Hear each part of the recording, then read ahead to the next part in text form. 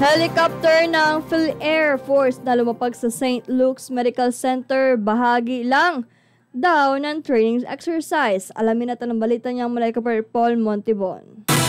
Sa isang pahayag, kinumpirma ng Philippine Air Force na sa kanila ang B-412CUH helicopter na lumapag sa helipad ng St. Luke's Medical Center, BGC Taguig, ngayong October 29, 2025. Pero paglilinaw ng Philippine Air Force, bahagi lang daw ito ng naka-schedule na training exercise ng Armed Forces of the Philippines.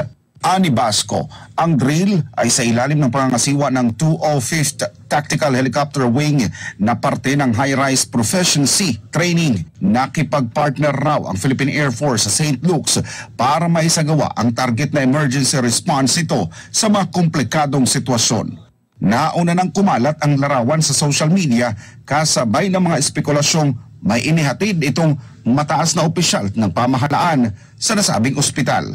Para sa Diyos at sa Pilipinas kong mahal, nag-uulat Paul Montibon, SMNI News. DZRD